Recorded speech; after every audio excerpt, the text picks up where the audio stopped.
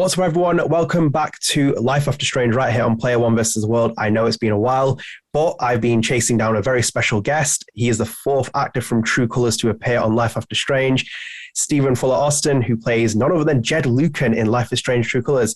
Steve, welcome to the show. Thank you. Thank you. Pleasure being with you. No, absolute pleasure having you in here. You play a very, very interesting character in True Colors, which I'm sure we'll be digging straight into in a little bit, because I want to kind of start things off with, Dr. Lynn in Life is Strange True Colors. She asked Alex how she's feeling. I'm going to ask Steve, how is he feeling today? Angry, scared, sad, or happy? Oh, definitely happy. Definitely happy. I've got a big audition for a TV series down in New Mexico that I'm going to be working on here this afternoon. So anytime I get to work and just get myself into a character and I'm happy. So definitely. No, it's a very good shout. And one day we'll have someone who will say angry, but happy. Really? I will have someone say that, but happy is a very good choice. And like I said, there's a lot to talk about with Jed Lucan, but I kind of want to start with you because obviously for me, I do a lot of sleuthing before I bring someone on here. I read about their history. I think you have a very fascinating backstory. So I kind of want to ask, how did you end up becoming an actor? Well, I always was. And, I tell this story so many times, but it started in sixth grade, in elementary school. And we were doing a play. And all I remember was the applause, frankly. A lot of actors say that, they hear the applause and it's just something that all of a sudden got to me. But I really didn't figure it out until middle school or seventh or eighth grade, right? Junior high. And I was in an English class and the teacher had us reading different roles of a story. And I guess I was reading with, a lot more flourish or character, if you will, than all the other students. And so the teacher came up to me after class and she said, Stephen, you're really good at that. And so I'd like you to, here's the name of the drama teacher at your next school. When you go to high school, please sign up for her drama class and study theater, because I think you have something that nobody else in here has. And I went, oh, okay. So that's what I did. Went on to high school and I, did the whole play every single year. I got the lead and all this stuff. And my drama teacher started to notice that in me. And she started grooming me for places like Juilliard, the Actors Studio, Northwestern, all these big drama schools. Well, with the exception of, I think, physiology and drama, I was not a stellar student, And so I was very, afraid of college. It just seemed like it was so big to me that she was like, you're going to go to Juilliard and then you'll get your MFA and then you'll go on to Broadway and you'll be a big star, And I was like, I am. I just want to go to LA, and this is in California, Northern California. Mm-hmm. So I wasn't that far away, but I didn't have a plan.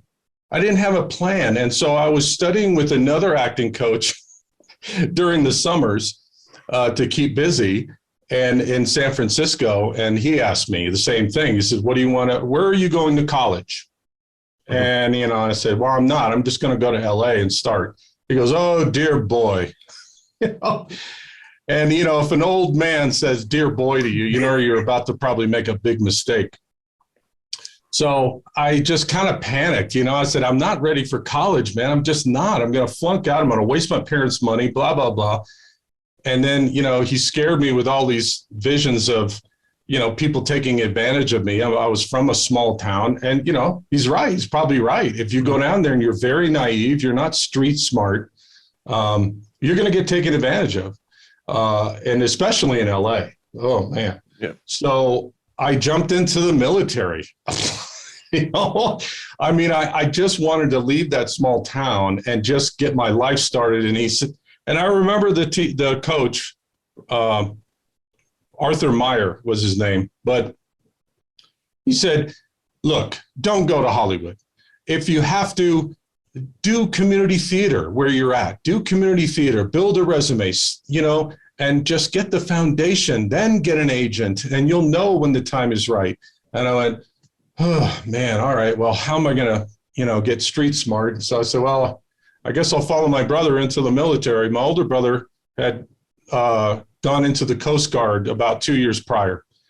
And so I went up to the same recruiting station, you know, the recruiter was, and just walked in by myself. I was a senior in high school. I hadn't turned 18 yet. So my parents had to co-sign for me, you know, with me. But I went up there myself and did the interview, and thank God the Air Force guy was the first recruiter on the right. And he said, and he came out and he goes, "Hey, how's it going?" And I saw this gunnery sergeant, a U.S. Marine, at the very end of the hallway. And he's standing there, you know, like Gunny Highway, Clint Eastwood, going, "Hey, son, come here. Come on down here and talk to me. I'll straighten your ass out."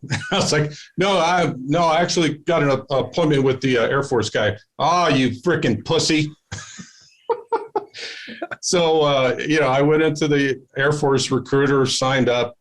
But all that said, I had this nagging feeling, you know, my whole career in the Air Force that I just did the wrong thing, you know?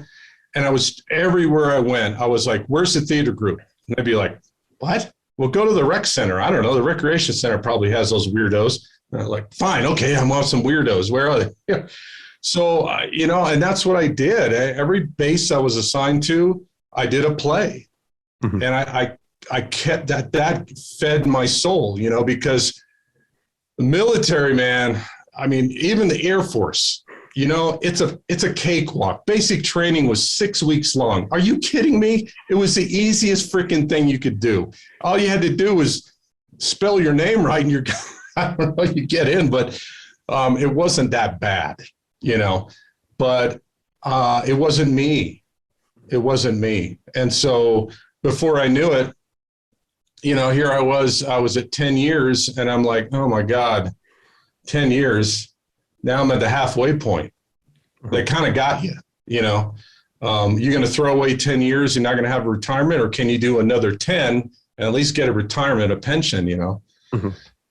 So I just kept on doing it. And, but in the meantime, I would always look for, I got my first agent here in Colorado in 1991 and did my first commercial and got paid. And I was like, hey, that's pretty cool. You get paid, because in theater, you don't get anything. So, you know, that's kind of it. I retired in 2003 and, but, you know, I chased the almighty dollar, man. And, I needed the money. And so I decided to become a defense contractor, making a ton of money, but still wasn't happy. And, you know, did that soul sucking day job for 10 years. But during that time, I met my coach, my acting coach here in Colorado, Paul Neil Rohr, and I'm sure you read about him. Yeah. But he is fantastic. And he and my first Denver agent, Peter Dianello, saw in me the beginnings of a coach. And that, you know, in the Air Force, I was an instructor evaluator. I taught other people how to be instructors, how to stand up. And my whole family, with the exception of my older brother, my whole family were teachers, going back to my great-grandparents. So, you know, I kind of had it in me. I knew that I didn't want to be a school teacher, though. But I couldn't see the forest through the trees, that an acting coach is a teacher, you know? And so they approached me and they said, "We think you'd be an excellent coach. And there's no coaches in Colorado Springs. And we're 70 miles south of Denver." Okay. And it's a big metropolis here in Colorado Springs, a lot of people, a lot of theater groups.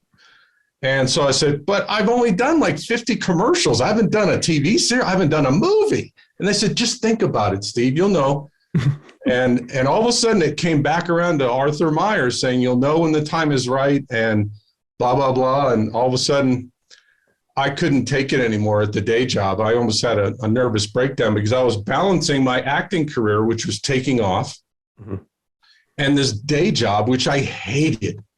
And I don't know if you've ever had a job where you absolutely, when you wake up, you go, "I can't go. I don't want to go. please don't make me go. You're making $83,000 a year and you don't want to go to work. So, so my wife saw that I was miserable and I had to go see a doc, man. I'm not ashamed to think of it because I was having thoughts, really dark thoughts, man, that the only way out was out.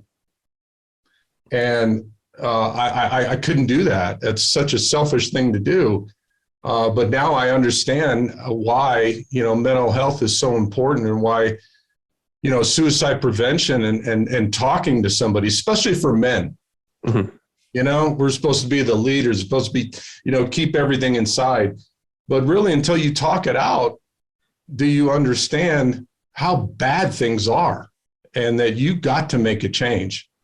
So I talked to my wife. We sat down. Our kids were grown at the time anyway.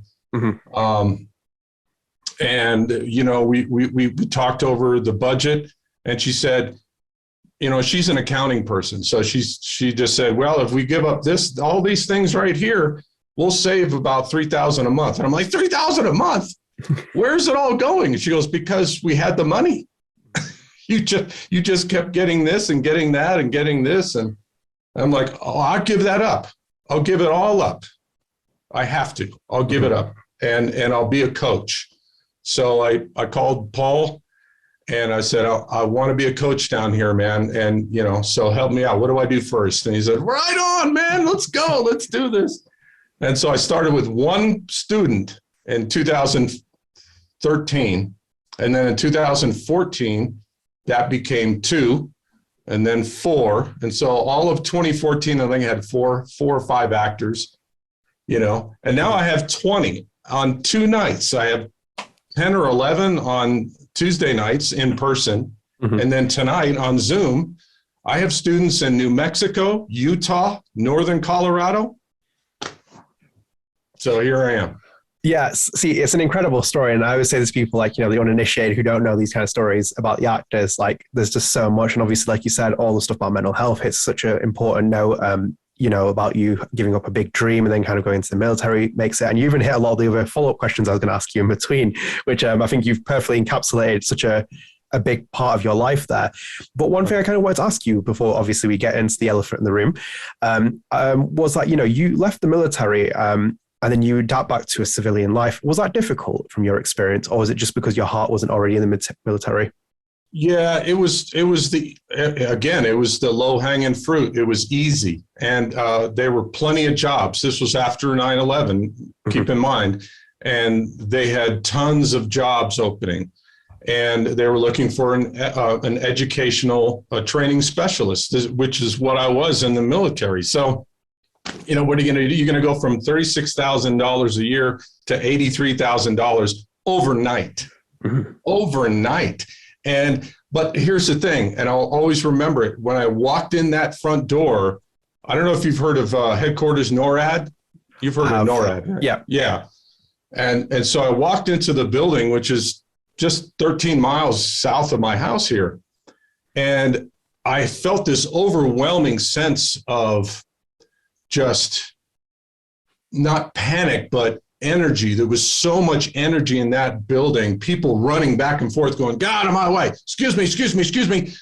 And it was so frantic that I was like, oh my God, what have I done? I'm like, I don't know. Here we go again. But, I had some great people. It really was. It was the people, and I will tell you something.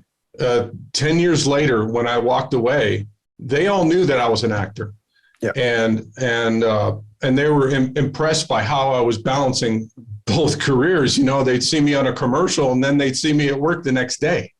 And for some people, they can't wrap their minds around it. They go, "Steve, I just saw you on a commercial last night and here you are in front of me. That's so cool." And I'm like, it was a job, but I don't see that. So they threw me a big party, a big going away party. And they gave me a huge, one of the tall director's chairs. Yeah. That has my name on it, Steve Austin. And I just lost it. I mean, I was just like, wow. And I still have it to this day. It's sitting right here in my office here. So No, that's really cool. And actually, because we're going to get more into this, but I kind of wanted to bring one thing up is that, I had Erika Mori on here, and she did a very similar thing for you, where she left a lucrative job, still kind of working in between it, but like left a lucrative job to come back into acting. Like she couldn't live with that. Did you ever have a conversation with her about that, your own experience and hers? I love Erika. She was such a pleasure to work with. And I know I didn't, because anytime we'd start to get talking, they'd call us to the set. And I'm like, shit. And, we're in this green room. We got this, we got our headsets on. We're all covered in dots and all that shit, and I was in the military. Who are you with? Who are you signed with? What agent? Things like that. And she was just a phenomenal actor. And I think she got named Best Actor at a recent gaming conference or something. He was nominated at the Game Awards for Erika Mori for Alex Chen, which was, she's an unbelievable actor. And, I've had the pleasure of speaking with her, probably one of the most, truthful, honest people you ever meet, and so straight to the point.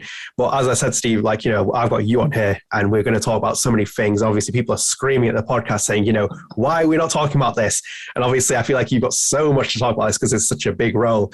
And so, Steve, how did you end up on Life is Strange True Colors? How did you end up auditioning for the role of Jed Lucan? Well, just like everything, actors, have agents, and the agents look for what's called breakdowns on a breakdown service. It's like an audition notice. Casting directors put those out. Sylvia Gregory called me in for this role, and it was an in-person audition, of course.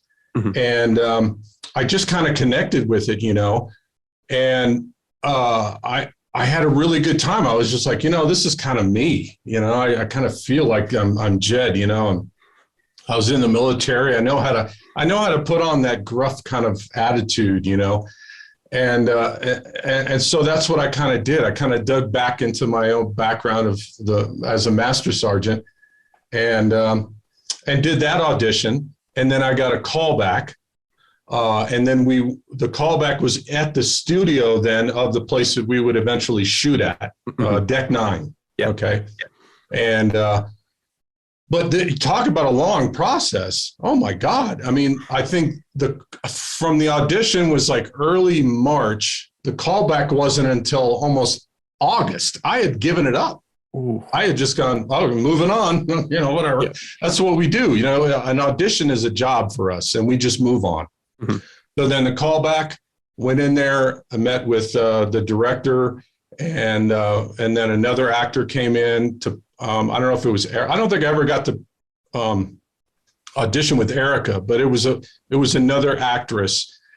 And so they just put us through a scene, and they liked it. And then, then I went back to my life, coaching and auditioning, and didn't hear anything again till I think it was October. I mean, for me, it's a long time. Usually you hear right afterwards, about a week later, and I was just like, another callback? Okay. So I went back again.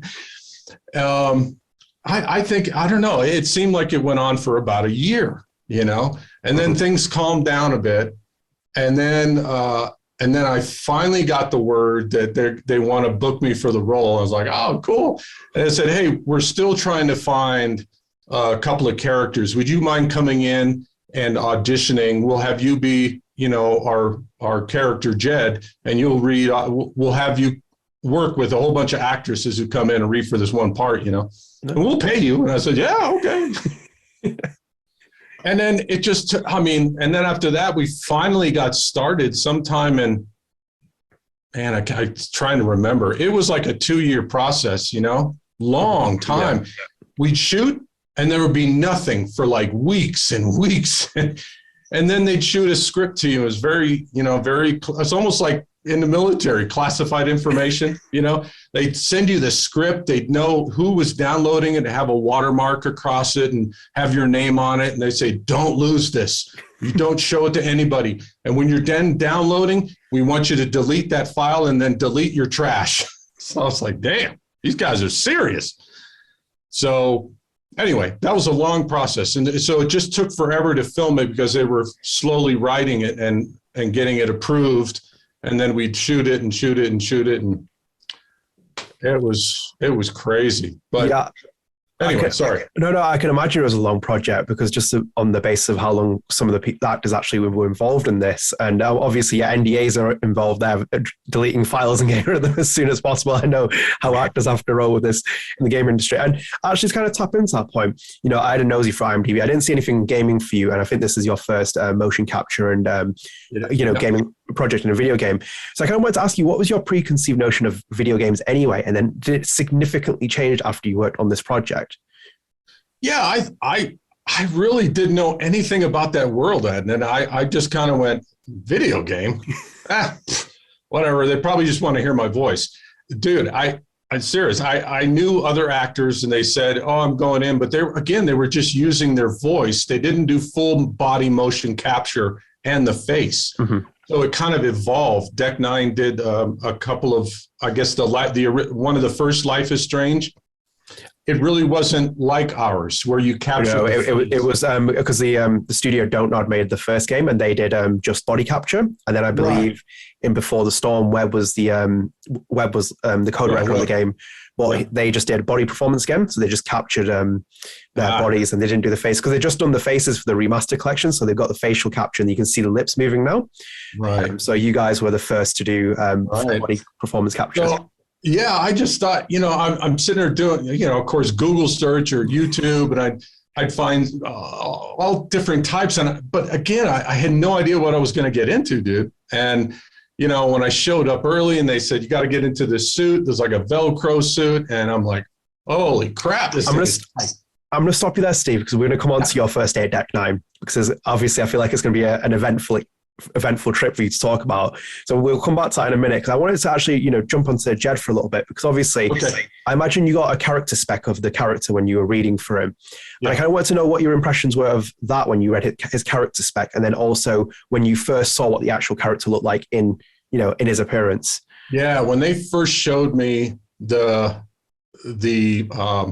picture of what Jed is going to look like, I thought, man, he's a gorgeous guy. He's just so good looking.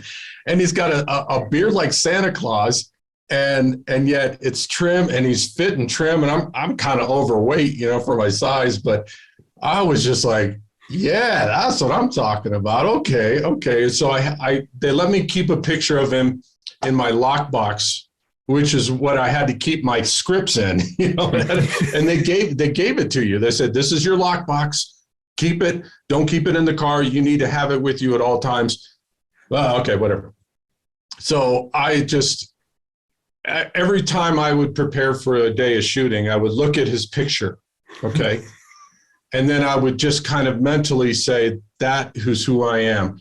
Because when I look in the mirror at my getup, I could show you pictures, man. It's just like, it's not pretty. And so after a while, all that claustrophobia goes away, because you feel tight, and you have this large freaking helmet on with this, it's like a retainer when you had braces, it's coming, and that's where the camera sits, right here, staring at you with a light. But as long as Erika and I were actually, right there with each other, mm-hmm. and talking and doing all this stuff, then Jed just came alive. He just came out of me, and I didn't have to act, Adnan. All I had to do was just be. Jed is in me, and it's mm-hmm. it's just they found that person who is Jed, I guess, and who they wanted. I don't know. I had a blast. Yeah, and it shows as well. Jed was a great character in terms of, obviously there was quite a big twist that came up as well, and we'll obviously dig into it a bit more. But I wanted to ask you, because you were in the development period for so long, were you told very early on that you were going to play the bad guy, or did you find out whilst you were filming? Of course not. No, I mean, I had no idea. I just thought, oh, Jed, the bar owner, and he's just they would tell you little bits about his past. So they would, mm-hmm. That would help in my character development and being in the moment. But really, they would just send you the script a couple of days before, and that's it. And then you would go for months not knowing what's going on. And all you had was Jed is the local bar owner. He had this and that in his past. Something happened in the mines and caved in, and they found out they pinned it on him and balls. So I was like, oh, wow, this guy has been tortured, blah, blah, blah. So it kind of helped that they did not tell me ahead of time until the day we shot that scene. And spoiler alert, you know what I'm talking about, right? Oh, you can go into spoilers. I feel like I've always marked this. If people have if they ever listen to these episodes, they know spoiler territory. We go in full on them. Yeah, people have seen it. It came out in September. Come on, man. So the day we shot that scene where they're at the pit of the mine, and all of a sudden, they say, I showed up and Webb's like, okay, so Steve, I'm going to tell you something. You're the bad guy. You're the one that's you're going to try to kill her because she knows too much. And I'm like, what? And so I was filled with emotion, and I was just kind of, and that really helped just before the performance where, I'm sitting there with the gun in my hand. I didn't even have a gun in my hand. All I had to do was go like this, but it was so emotional because Erika and I as characters had been through a lot together, and her brother, and the scene with my son and all this stuff in the bar. And it just blew me away. And then I'm like, you just know too much, kid. I'm sorry. You were just nosing around, and, my hand is shaking while I'm pointing it at her. And I couldn't believe it, and we had to do that over and over again because of, all the decision points if whatever player wants to do stuff, Mm-hmm. And that I did, I had to get used to that too. We had to shoot all the scenes various different ways, but the same script, but with different endings, it drove me nuts, but also I was like, hey, this is what I wanted. Yeah, I had a funny feeling that they might not have told you. I just thought about that last time. I was thinking, get on this. I was like, maybe he doesn't know that he was going to be the bad guy at the end, and they kept it very on edge, because obviously I feel like your perception would change of the man in the lockbox as you kept him there, because you'd be like, I'm the bad guy. But I feel like it did, come out well in terms of obviously the way you felt towards character, and then obviously the big reveal at that point. And I just have to ask you as well, I scrolled through your headshots. I know you can grow a beard. I can grow a beard. I actually had a Jed beard before I came on this. I cut it today. But I kind of have to ask you, has Steve Austin ever thought about, growing the Jed beard in real life? Oh, yeah. Oh, I definitely. Because every single time I had to go up there, I had the beard in between shoots. And then I'd have to shave it. You can't have that on because they put little dots all over your mouth, and because they want to get all the facial expressions and the lip movements. So you're covered in dots. It's ugly. But you have to be clean shaven. And so I had a beard full time most of the time, and it looked good. But yeah, I really wanted to. I said, how did they, I don't know if I could ever get one like that, And it was gray anyway. It's too gray now. So I just shaved it off. I was getting more roles clean shaven, especially in New Mexico. Yep.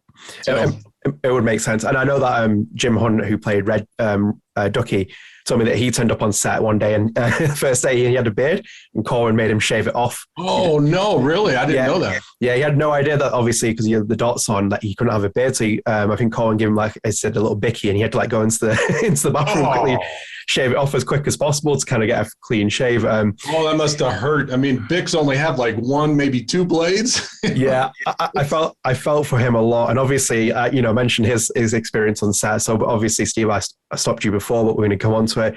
You got the job, you got the project, you're going to Deck Nine's mocap studio in-house. What was that experience like, setting up the first day and meeting the developers and even the mocap team as well, I imagine? Yeah, that was exhausting. I mean, because you have to get suited up, and then they put you through a whole maze of movement on the grid, on this big floor. It's like a padded room, really. It really is.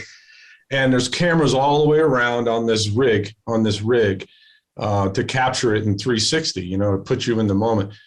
And so, but to get me as a stick figure in the system, I had to do a whole bunch of movements all the way around the grid. They wanted me to come up and then just kind of turn to make it look like my character was very, very human-like, you know? Mm-hmm.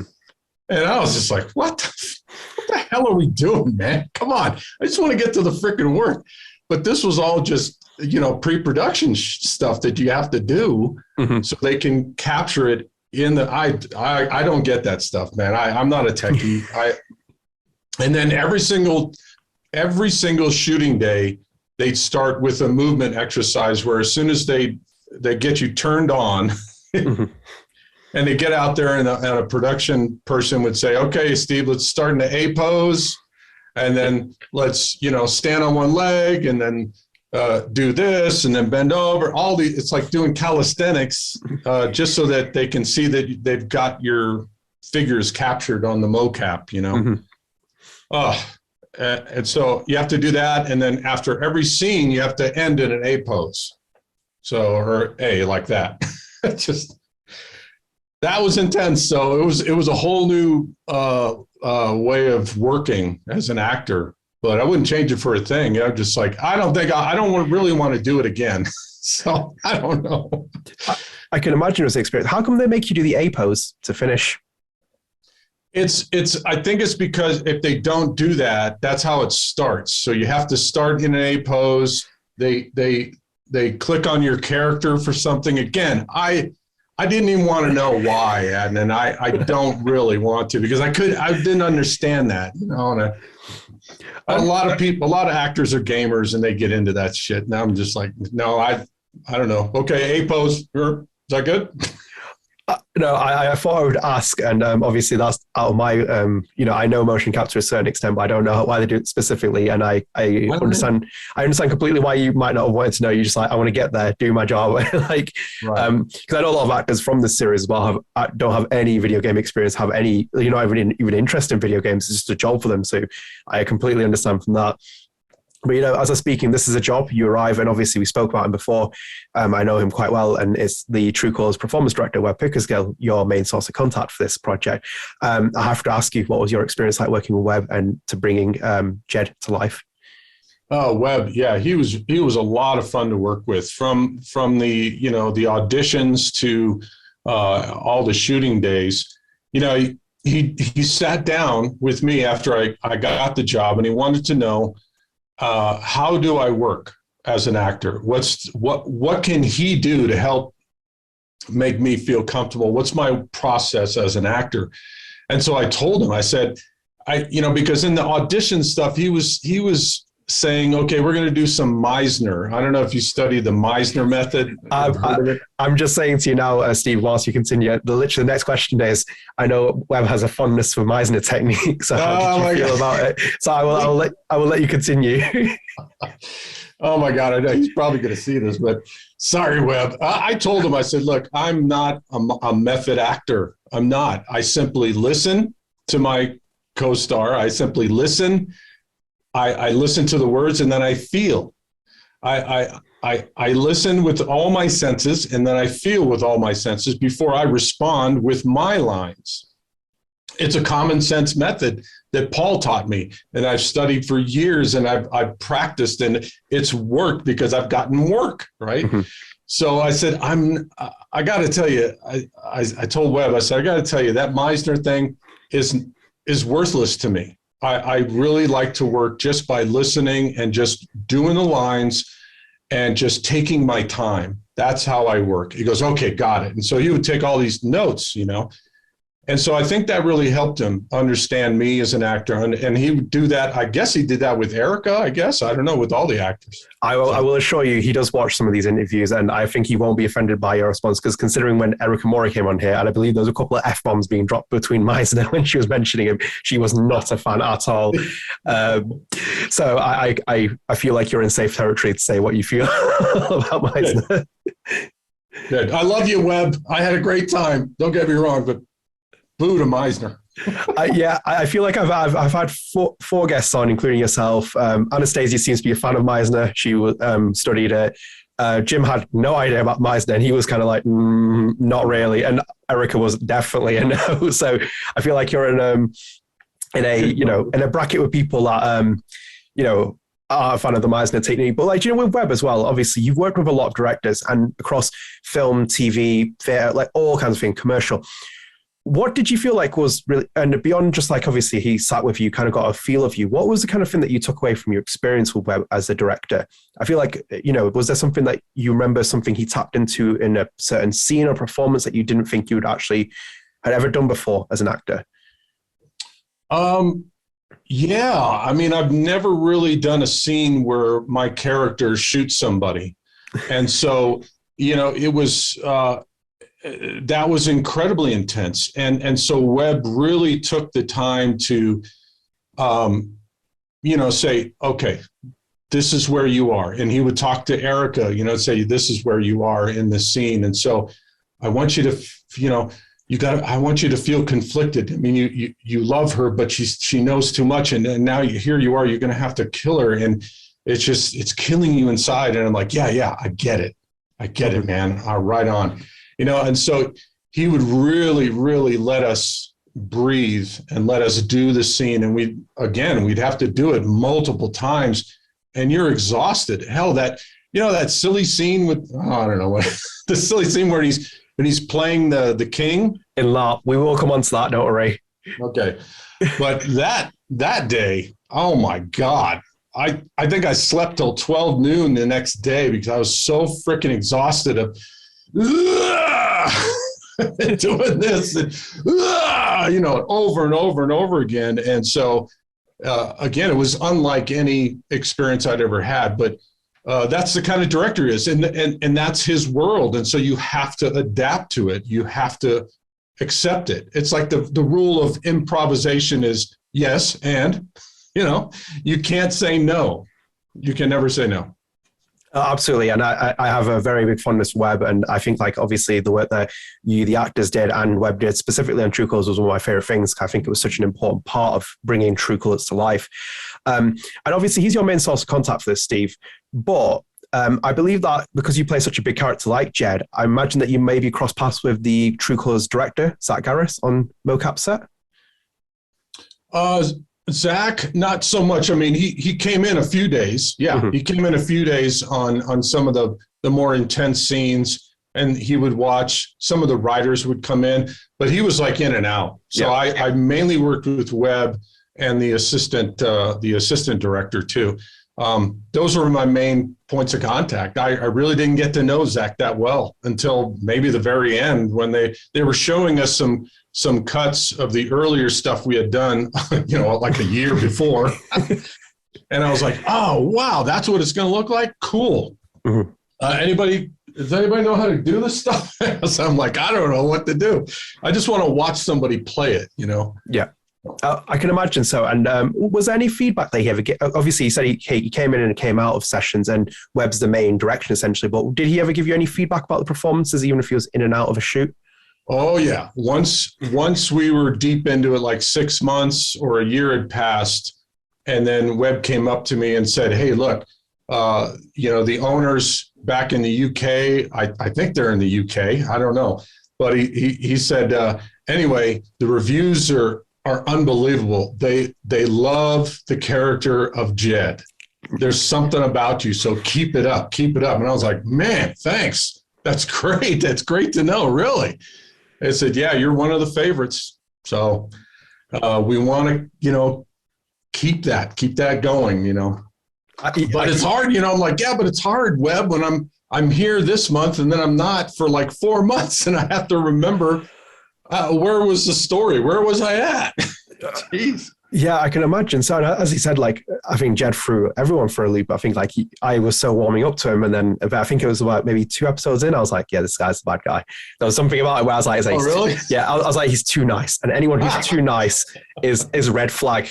That's where you get red flag emoji out. So I got that feeling from it.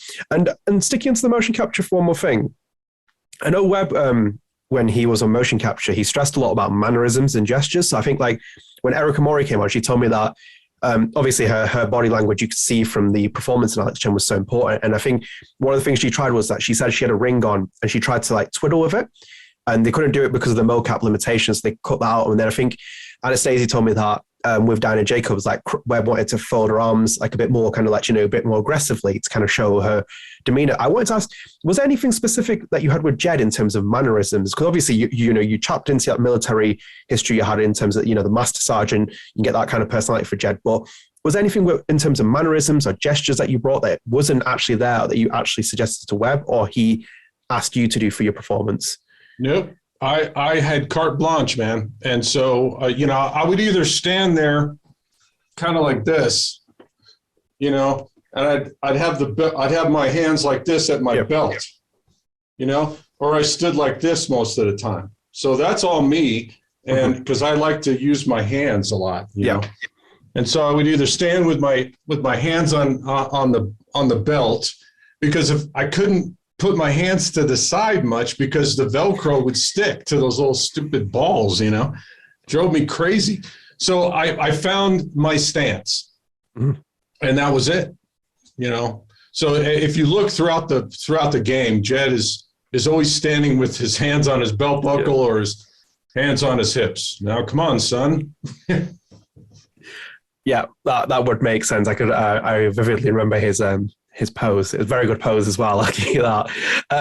Steve, you mentioned it earlier, but I kind of want you to take me through a regular day of mocap shooting. What would a day be like? What time would you turn on set? How long were the periods shooting? Like, just give our viewers an insight into what a regular day would be like. Because obviously these are done over months and months, like you said. Right. So the typical day, like I said, you would get the script maybe 3 or 4 days prior in a secretive email, and you'd print it out and then delete it. Okay. So our call time is always 1 hour prior to shooting time. And that's important. You can't be late, because you get there, you have to get undressed and then get dressed up in those Velcro suits first.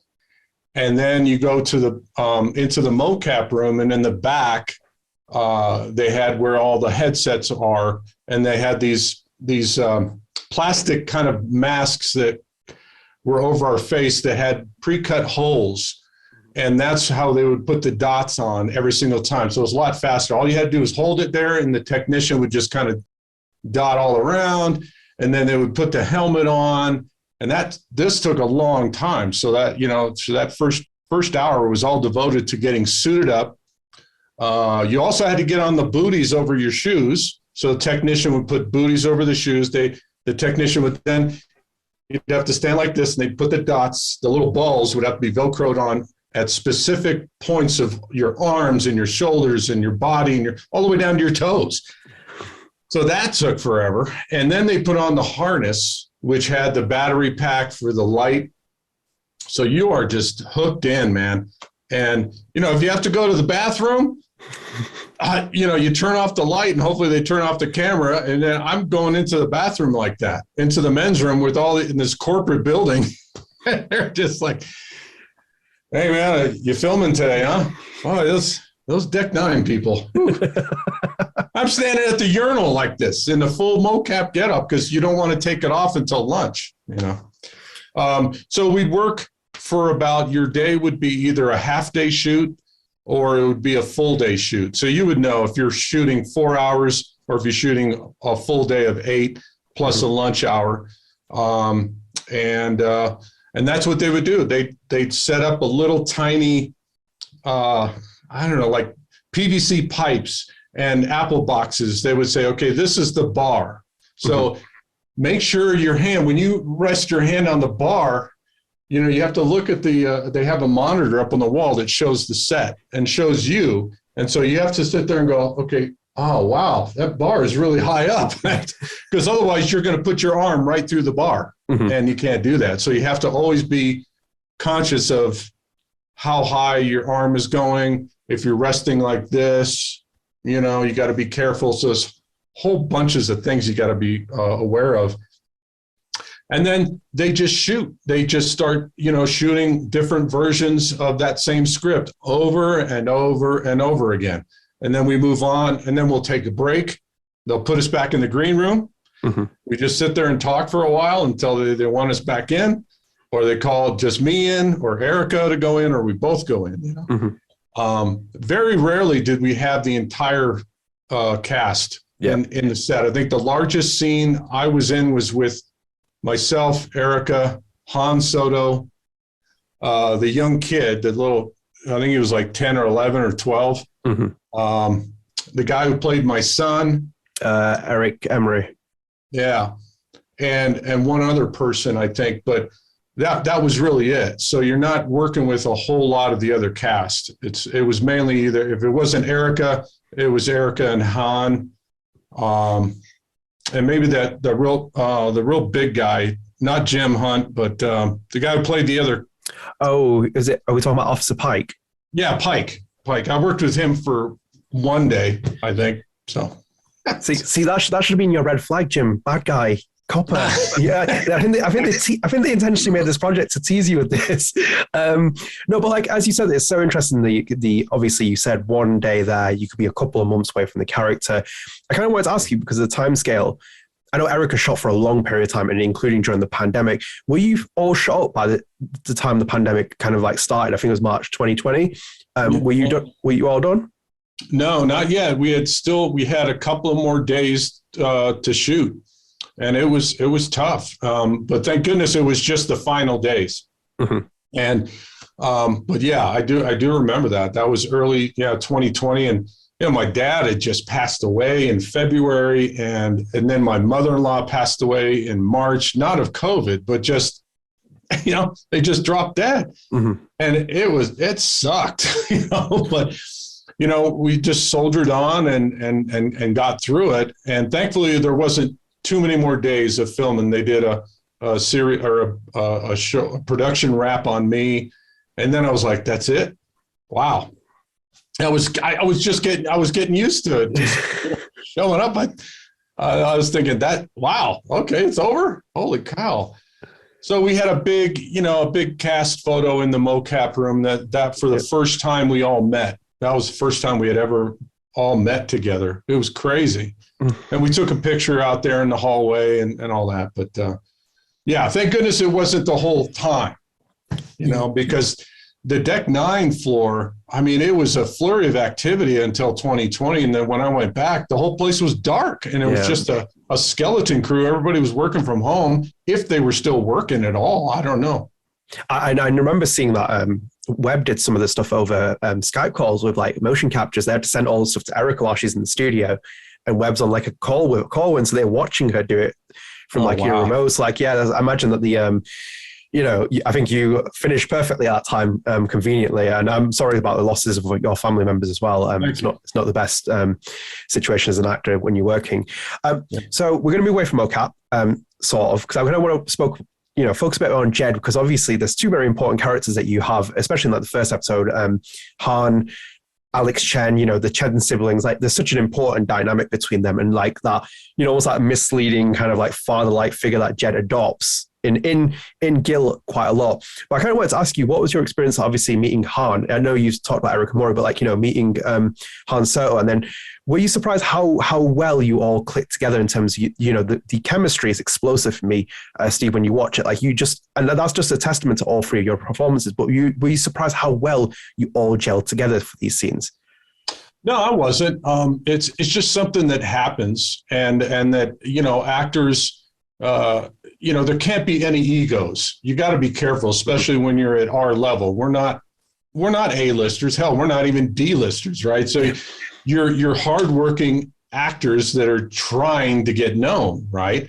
And so Han, he is just a ball of energy, man. He was just bouncing around, and he obviously knew his character, and he knew what he needed to do. And so early on, I would have the scenes with himself and Erika, and of course the guy who played my son. And then all of a sudden I show up, and he's not. And all of a sudden I hear this thing about, well, we're having a service for his character. I'm like, okay, can we stop for a minute? Could somebody bring me up to date on what the fuck just happened here? Was like, oh, he's dead. He was killed, and there was an accident. And again, they didn't tell me I had anything to do with it. So I just, okay. So yeah, but at any rate, that was it. No more Han Soto, because he was like a fixture around that place. Yeah. For at least the first year, and then all of a sudden it was like no more Han Soto. But that's just it. That's what happens. Yeah, his character got a swift death in that first episode, which was brutal. Obviously, he reappears in almost like figmentations of like Alex's imagination. But yeah, it was a very swift death for him. But as I can imagine, Han is a very wonderful person. So was obviously Erika as well. Well, I kind of wanted to focus with Jed. You mentioned it before, the Ryan dynamic, his, father, son kind of thing. And I kind of wanted to tap into your own experience. You're a dad. I've had like other actors who've come on here who've played father figures and then kind of had this experience with like, how they're becoming a father or they actually are a father and like they've shared certain experiences with their characters. Did you see any relationship dynamic parallels between your own son and you and with Ryan and Jed, or anything that you took from your experience as a dad and put it into the character of Jed? Yeah, no, not really, because my real son is not a hothead like the kid in the show, where I had to go, hey, easy, son, come on, now's not the time, and all this stuff. So he's nowhere near like that. And so, no, and I didn't get to work with Ryan that much. I just didn't. So I didn't get to forge that bond. It's kind of strange, but that's how acting is. You come in, you might work with this actor who plays your son for one scene or two scenes, and then that's it. You never see him again. And you're like, but he's my son. Why wouldn't I see him every day? But I'm not going to go there and criticize it. They have a plan, they have a story, and that's it. Your job is to show up, know your lines, and don't bump into the furniture like, not Katharine Hepburn, but, what's her name?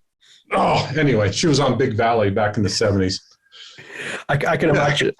I know that the limitations in mocap were there. Obviously, like you said, that they couldn't have everyone in mocap suits to do all the scenes. Well, I kind of wanted to pick your brain about something here. So I'm going to tap into our military history again, because we find out that with Jed, the character is quite complex, and especially because he makes such a big mistake in the game. He takes those people, those miners, up to the mountain. They are killed, and then he doesn't rescue them. He flees from the scene, and they try and cover it up with a Typhon storyline.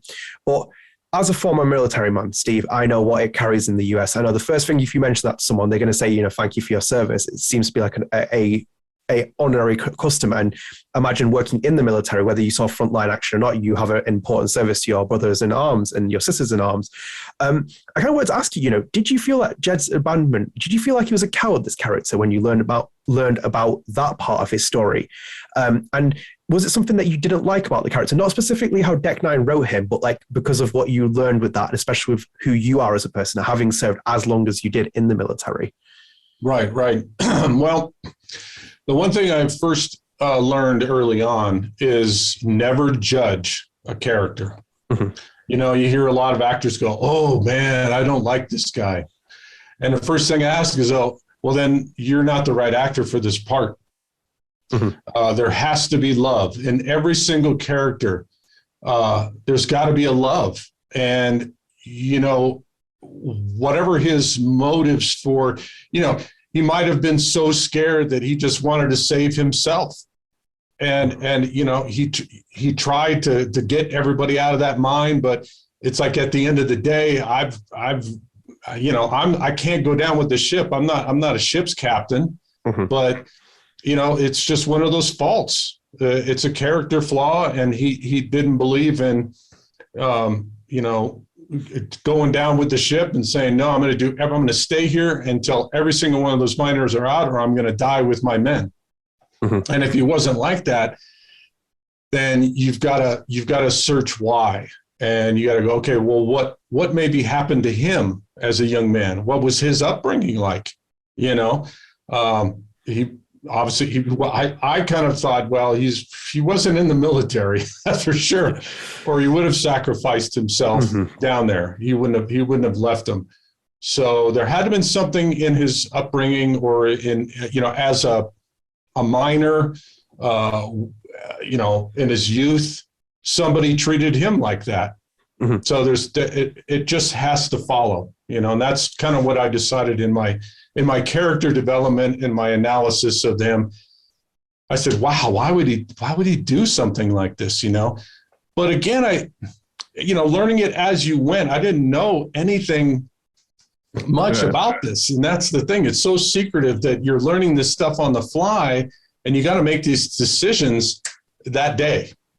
So I was only hoping, I said, man, I hope my character development makes sense, and I hope I'm doing all this right. And then when Webb came to me and said, yeah, you're the favorite character right now, I was like, oh, wow. But I didn't see it. I like you guys see it going, well, that's because he's a bad guy. They're just setting me up.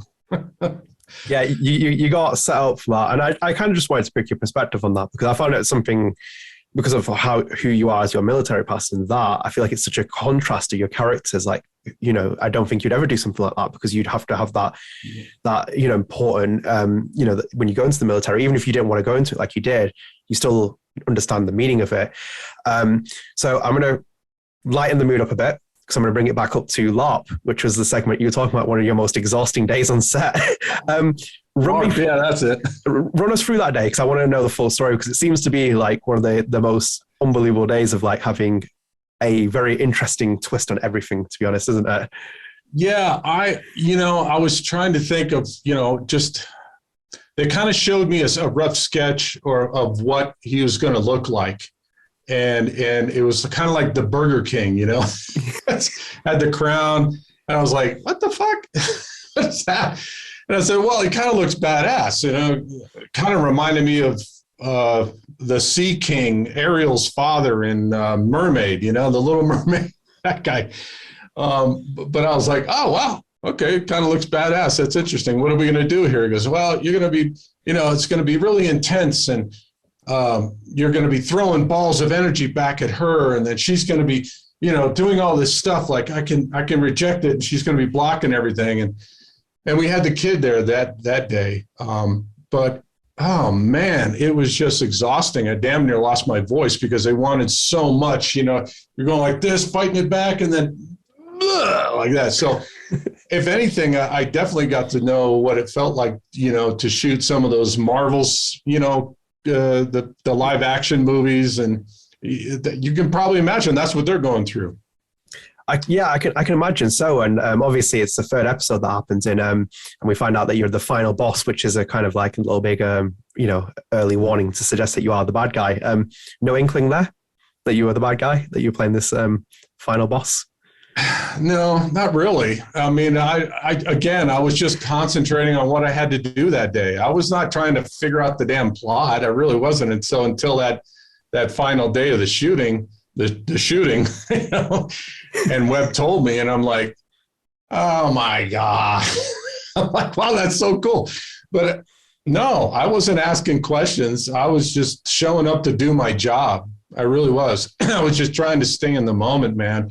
Yeah. And just, to me, I was just thinking, well, what are they doing here? I don't understand. They're going to be in a park, and they're kind of role playing, and then it gets really serious, and then you're going to be this badass dude. And I'm like, I couldn't understand it really, though. I was very hard to visualize. It's very disjointed when you're filming as well, because they're giving you pieces of the story, so you can't figure it out, and you're meant to destroy everything after, as you've said, so you can't really, build it all back together. That's one of the scenes when I was watching someone else on YouTube play it, and I kind of fast forwarded to that scene. I was like, what the hell? That was it? They're in a park?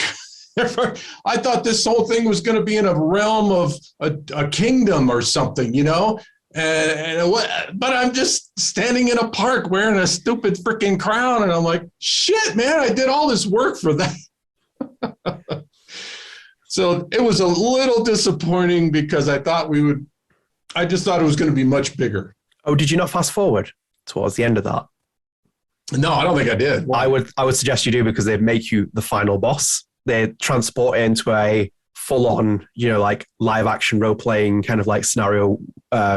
Dungeons that's where it is. Okay, that's where it is. So when you watch it, that part when you're the king and just standing there with your crown and stuff, that's just like them pretending. But then they kind of like make it full-on imagination, like it blows up. So I would recommend you watch that, because I think you'll be like, oh, damn, that's really cool. Oh, okay. No wonder. I wanted to see a little bit of the beginning. I wanted to see that part there. But then I just kind of like, oh God, this is taking forever. Yeah. So I just went to the shot of when he guides her up there from, in the bar, and I'll do you one better. I'll show you. It's like very Clint Eastwood-esque, just I'll do you one better. I'll show you. Oh, Jed could be a very good Clint Eastwood, a completely replica of him sometimes when I was watching him. But yeah, I would recommend you just go scrolling past, watch it a little bit longer. You'll see. Okay. They gave it really good justice. Definitely. So one of the things I'm going to mention with you, we've mentioned all the other scenes. We mentioned the shooting scene. In episode 5, there's a really powerful scene during Jed's confession. Alex comes out of the mine, survives, and then turns up at the Black Lantern. All the meetings happening there with the Haven Springs residents, and then they have that moment where Alex just goes full on, forces the confession from Jed, makes him confront everything he's done. Yeah, I have to ask you, what was it like filming that scene? Because it seems that so much emotion is being shown there. Your voice is there, the acting, the face, everything. What was it like filming that? Yeah, I just put myself in that position, and I thought, finally, this is something that I can chew on. And that, and so I don't remember talking to her much before that scene. I wanted it to just happen. But of course, we had to do it many times. And so your emotional well has to be deep. Mm-hmm. And so with each take, I had to transport myself to a time where, my emotions are laid bare, and that helped. It just, right now, I remember the feeling, and I'm just like, wow, okay. So let me get there, Webb, first. Okay. Yeah. But the more we did it, then it just became easier. And Webb was just sitting there just going, cut. Oh, Steve, that was so great. Can you do it again? Yeah, I can do it again. Let's just go for it. Let's go for it. But, as an actor, you're really mentally exhausted. And that's a long drive home. I mean, it's over 2.5 hours north of me, and then 2.5 hours back. Mm-hmm. And by the end of the shooting, I was like, told my agent, Brad, I said, all these other actors are coming from out of state, and they're getting hotels.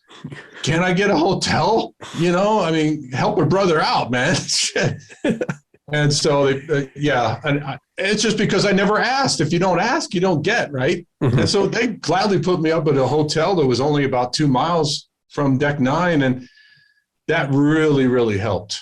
That really helped, so that I could prepare instead of, driving on the interstate 2.5 hours and going, oh my God, now I got to sit through traffic, But anyway, to go back to that, it was very, very emotional, very intense. And Erika was always there, just giving me everything, just disgusted with me, and coming in each time, just kind of limping and just giving everything. And so I had no option but to give everything back. Mm-hmm. And just go on. I'm sorry. I'm just so ashamed, And so what you hear is me just having a full-on breakdown. Mm-hmm. And, he'd never yell cut until I was finished, until I was almost on my knees, So that was real. No, I'm fascinated to hear that, because obviously that was one of the most powerful scenes in the entire game for me. I feel like, you and Erika Mori had your moment in terms of all the other scenes you film, and that one's the culmination of just peak, award-winning performances, which you both deserve full credit for. And so stick on Jed for one more point. You've played so many characters in your lifetime acting. Is he one of the most complex characters you've ever played? Oh yeah, without a doubt. And I'm glad it was this time of my life, because I have a lifetime of, emotion and all that life experience of going back and having some of that, I don't know, I wouldn't say regret, but using, those decision points in your life where I went into the Air Force instead of, chasing my dream. But I really, at that point, I was like, well, I'm still chasing the dream. It's going to be a lifetime pursuit, but, that's the beauty of being older and looking back on your life and going, no, that was my path. That's exactly the way it was supposed to unfold. You don't know what would have happened to yourself back then. So I'd use those moments of just like, oh, I could have had this. I could have been that. And why did I stay so fucking long? And just, and I should have been a better father to my son, maybe, or, why couldn't I have been a better dad, even though they have no complaints? Yeah. They don't. It's just, but you think back on it going, I really could have been a better dad. I was just more concentrated on my own freaking, career.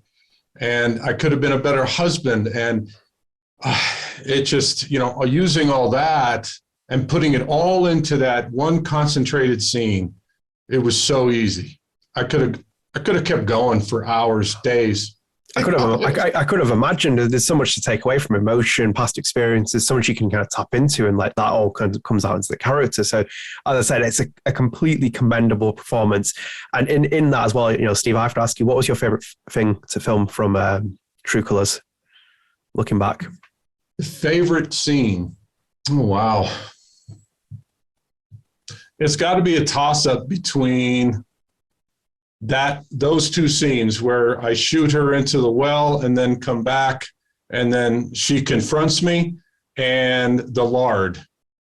LARP, yeah, LARP.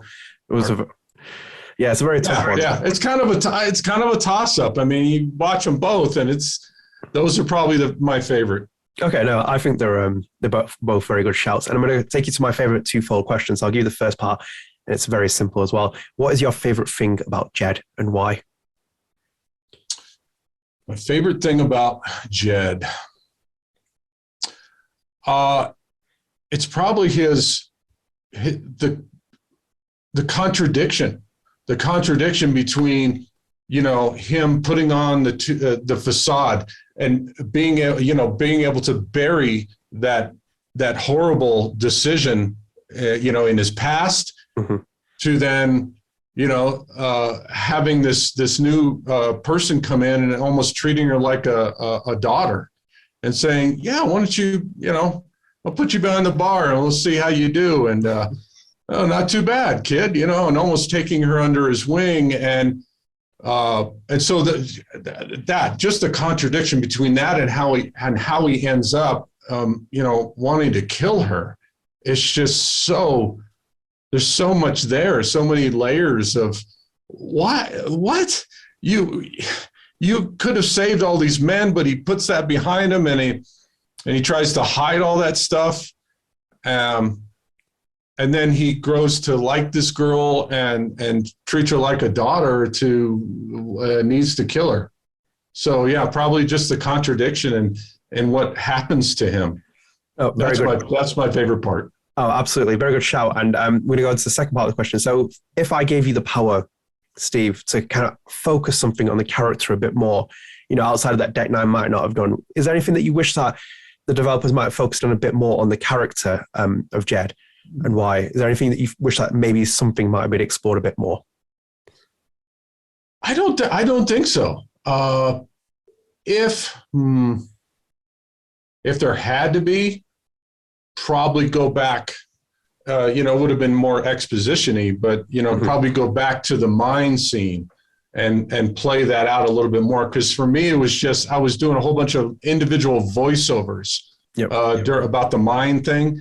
And so I didn't have a real good grasp of that. They told me about it, and I had it in my own head going, what must that have been like? And so it was just a bunch of voiceover things that they just had me yelling during the shoot. And I knew what was happening to him, but we didn't get to shoot very much of that. So if anything, it probably would have been, let's go back and kind of shoot that and everything leading up to it. I just wanted to know a little bit more about that. So no, it's a very good shout. And I have to ask you as well, because also I was scrolling through your website. I know this advert came out afterwards, but it was with Crent Edit. What's the place called now? Was it? Just give me 2 seconds. Yeah, sure. I have. There it is. End Credit Union. Sorry, I watched an advert. Yeah, I watched you film that, and you're the father in that. And one of the funny things I watched in that clip was the person who is the credit union rep, who is obviously Exzinia Scott. Who plays Charlotte Harmon in Life is Strange: True Colors. Yes. I know that advert came out afterwards. I think it came out after True Colors. But I have to ask you, because obviously Colorado's a small place, and I know that Anastasia and Erika knew each other. Jim Hunt knew them through the Butterfly Effect Theater of Colorado. Did you know anyone prior to this project, or did you meet them through this project? No, everyone. No, because if I did, it's usually the men that are of my character, my age. Mm-hmm. I know everybody my age up in Denver because we audition against each other. But I don't audition against Erika, Mori, or Exzinia Scott. I would audition against people like Jim Hunt. Steve, I don't know. I think you'd give Erika a bit of money for money and Alex Chen. I'm going to put that out. Yes.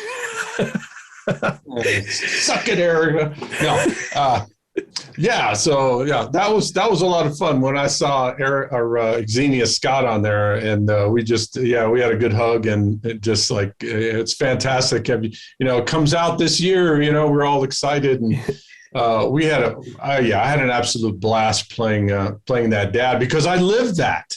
Yeah. I actually lived that moment at the bank with my kids. And, I'm sitting there going, because they lived or at least my son and daughter-in-law lived here in this basement for a couple of years waiting for their house to be built. And they had a baby while they're here. Shit. So I was like, please, God, please approve them for this loan. So it was a piece of cake to work. That was the easiest money I'll ever make. Yeah. Yeah, I've always heard that the commercials are very lucrative for actors, and they seem to be like ones that many people go for. Did you see the one with me in the underwear though? I did what? Yeah, I saw. I had a quick flick through a lot of them. I appreciate your versatility in acting. My God. Yeah, be careful what you ask for, man. I mean, they're gonna sooner or later they're gonna say, "I want you to do a nude scene," and you're like, "Oh my God, what?" No, we'll pay you this much. Oh, okay.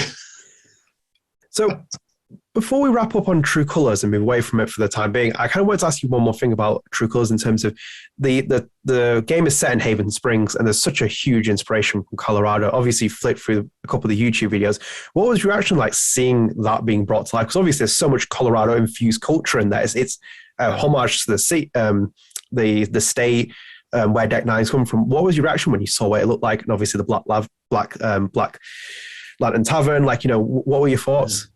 I loved how it looked. I mean, it reminded me of so many different places in Colorado, Leadville, I don't want to say Vail or Aspen. Those are too hoity-toity, and too good looking, but just a smaller town charm places up in the mountains, Georgetown. That's what the Main Street kind of reminded me of, Georgetown, Colorado. It's very European. A lot of people from Switzerland settled in Georgetown. So it's very Swiss, very European. It's amazing. Some of the best freaking restaurants are right there, and you never know it. It's right off the interstate, and people just right by this place. And oh my God, some of the best food.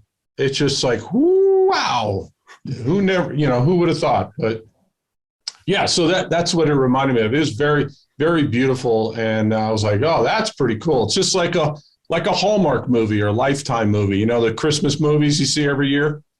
Yeah, no, I can imagine it. It just looks beautiful, and I think I saw obviously Anastasia post on Twitter. She posted she was in a bar, and this guy was sitting there. She's like, I met Ducky, and it was this guy who looked literally like Ducky in a bar, and I was like, right. Wow. I was like, I feel like if you walked in there just as someone who's played True Colors and then walked through Colorado, it just seems like there's so much taken from it, and it's so it's beautiful to look at as a town.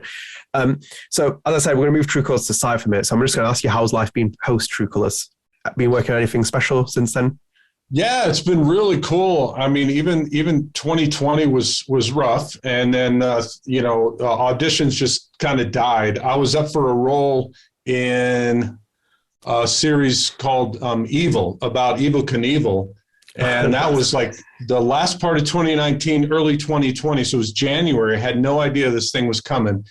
And I was up for a role as the garage manager of Evel Knievel. And it was going to be with the guy who plays the dad on This Is Us, Milo Ventimiglia. I think so, yeah. And so he was going to play young Evel Knievel. Anyway, got a call back for that one. And then that was it. It's like production shut down after COVID came out and everything went away. And so you had to wait a couple of months. So then fast forward to, I guess it was 2021.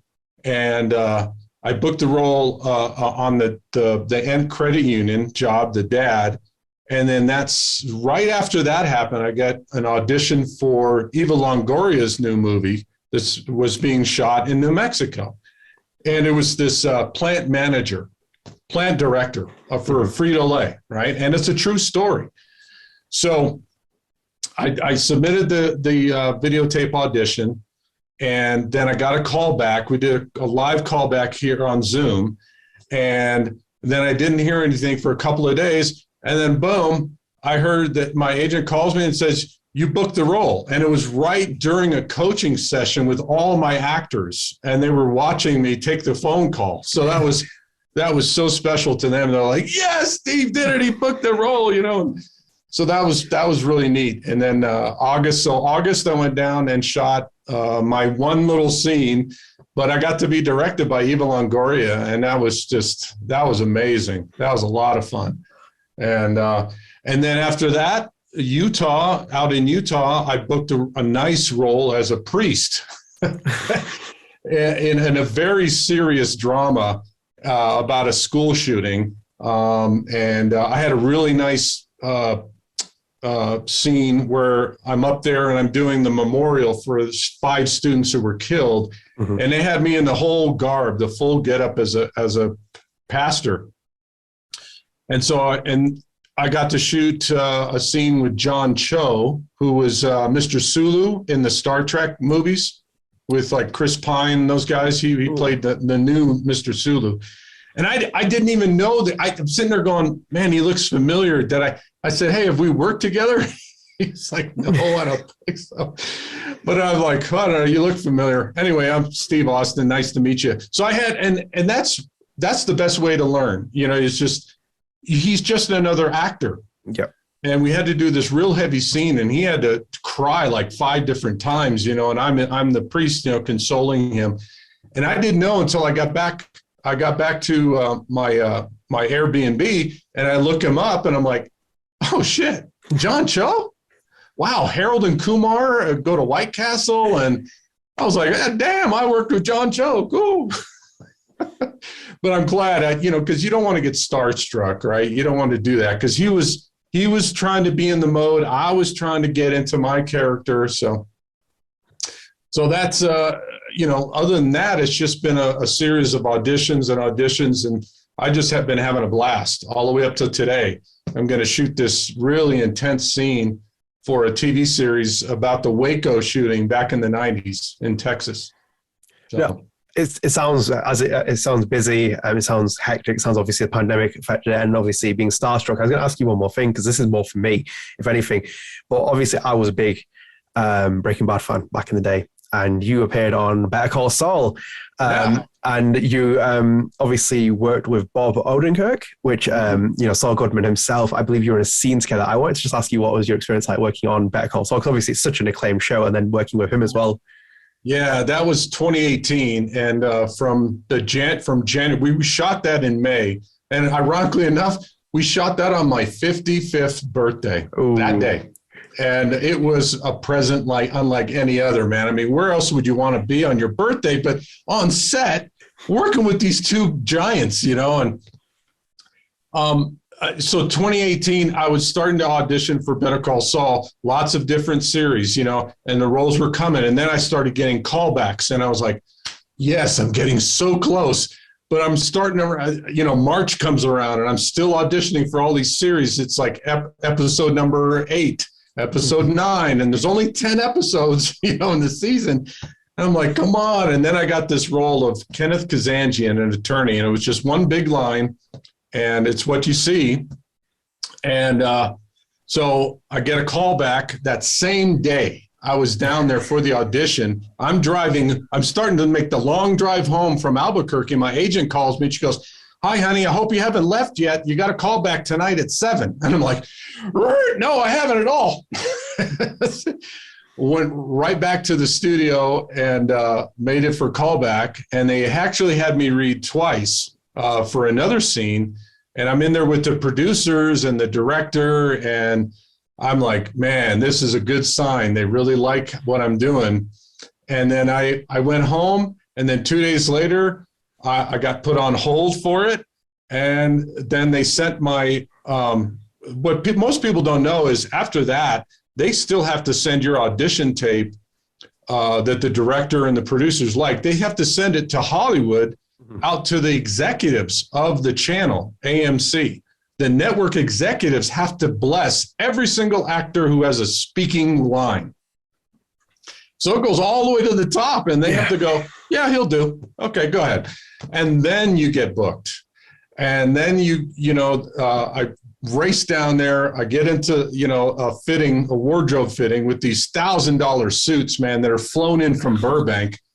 I mean, man, it's like all the way. And then I show up on the set, and there's Michael McKean. I used to watch Michael McKean as a teenager in the 70s on Laverne and Shirley. And here I am working with him. Are you kidding me? It's just like, this is fantastic, And I had no idea. Well, I'm just standing up saying my line. And then it was like nothing for like 5 months go by, 6 months, really, I think it was. May and then it premiered that October, and I couldn't say a thing. You have to sign the NDAs, and they're serious about that stuff too. Mm-hmm. So I couldn't say a thing until October, and I just said, everybody watch Better Call Saul tonight. That's all I could say was watch Better Call Saul tonight.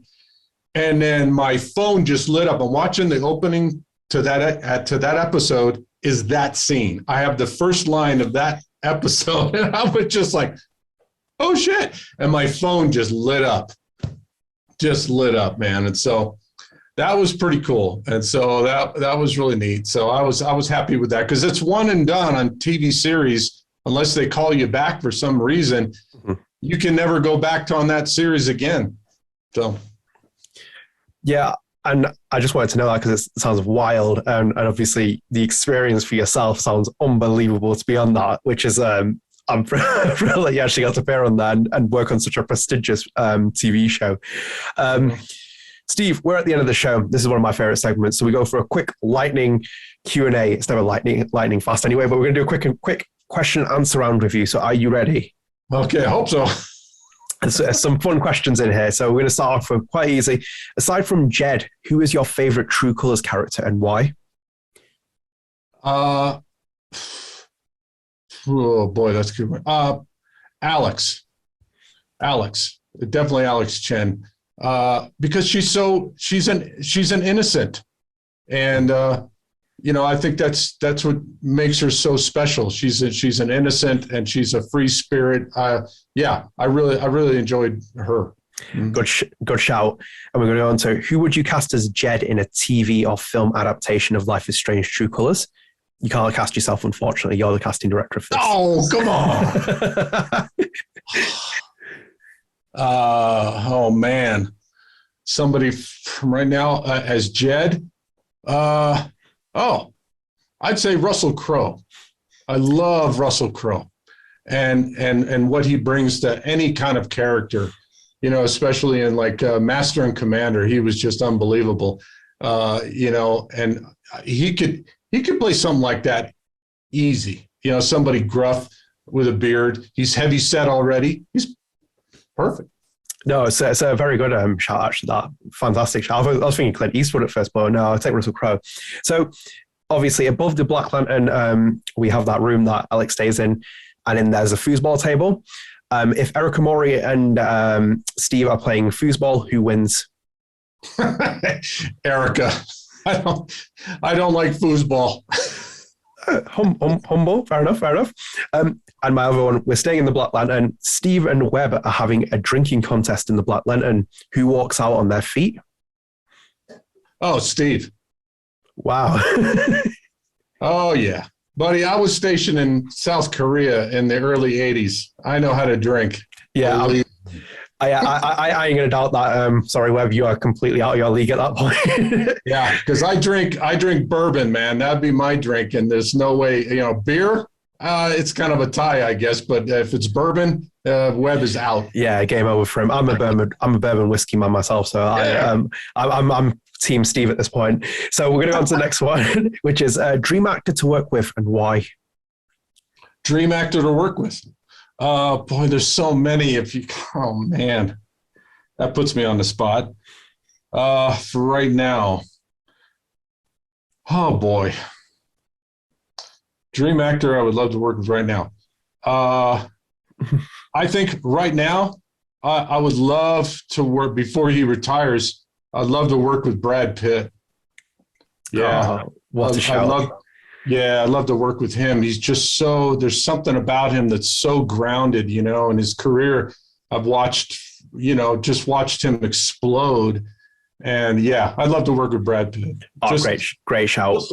Because I can learn from just, being there and trying to, get up to his level. And he'd drag me up, and then he'd sit there and go like that. And I just try to continue and stay there, but yeah. Yeah, there's no fault in that choice. Excellent choice. And on a very, we opened with such a hard-hitting kind of history of yourself. We're going to end with a very interesting one, which is the best advice that Steve would give to a younger version of himself if he had the chance. Oh, wow.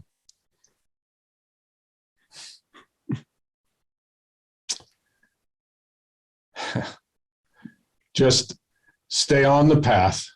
No matter what happens, you're on the right path. Okay. Everything's going to be all right. Yeah, it's going to hurt for a while, but you're going to get there. You're going to get there. So stay on the path. Oh man, you're going to make me choke up, man. Hey, so I was in awe at your story and at the beginning, and I feel like that advice is so important as well. And I think in itself, from your own experience, it's helped you get to where you're at as well, from how I see it in terms of like going through the military, going through all that, and then making the decision. I think, like, as you said, not many actors would give up such a lucrative job on the side and then go fully in. But it's paid dividends, Steve, because obviously True Colours came out, great performance, and we're at the end of the show, so I won't make you cry. But yeah, I hope everyone enjoyed listening to this and watching it. If you did, please leave us a like, subscribe, and rate us on YouTube. It really helps my channel. Yeah. Steve, thank you so much. Absolute pleasure having you. No, absolute pleasure having you. It was absolutely brilliant. Guys, stay tuned. I had a wonderful guest on today. There'll be more to come, so stay tuned. Cheers. Bye.